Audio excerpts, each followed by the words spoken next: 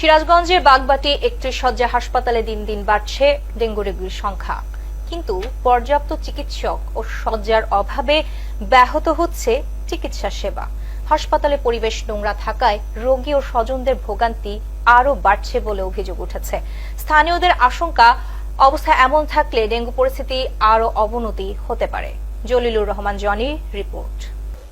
সিরাজগঞ্জ সদর উপজেলার বাগবাটি ৩১ শয্যা বিশিষ্ট হাসপাতালে প্রতিদিনই বাড়ছে ডেঙ্গু রোগীর সংখ্যা। নতুন রোগী ভর্তি হচ্ছে নিয়মিত, কিন্তু চিকিৎসা ও শয্যার সংকটে কার্যক্রমে নেমেছে স্থবিরতা।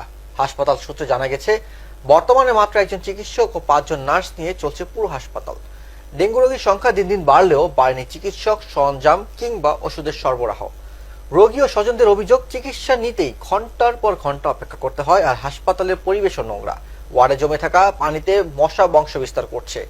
চিকিৎসা নিতে আসা এক রোগীর স্বজন বলেন, চিকিৎসক একজন সারাদিনেই তার কাছে পৌঁছানো যায় না, ওষুধও বাইরে থেকে কিনে আনতে হচ্ছে। চিকিৎসক থাকে, এই অবস্থা দেখা হাসপাতালের কোনো পরিবেশই ভালো নয়। কোনো কিছু পরিষ্কার পরিচ্ছন্ন না, বা কি এখানে পরিষ্কার একবার অপরিচ্ছন্ন, এখানে কোনো মানুষজন থাকে এরা আমার মনে হয় না। নার্স ডাক্তার কতজন আছে, বা নার্স ডাক্তার তাদের সেবা কেমন? এখানে তো আমি ঠিক মতো আসি না, যাই দেখিও নাই। একটা ডাক্তারে দেখছি মাত্র এখানে আইতে, আর একটা নার্স দেখছি, তাছাড়া আর কোনো নার্স ডাক্তার আমি দেখি নাই।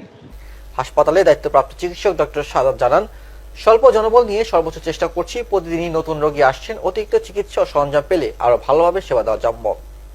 এদিকে স্থানীয় ইউপি সদস্য মোহাম্মদ আব্দুল মান্নান বলেন, হাসপাতালে পরিবেশ উন্নয়ন ও জনবল সংকট দূর করতে উপজেলা প্রশাসনের সঙ্গে আলোচনা চলছে।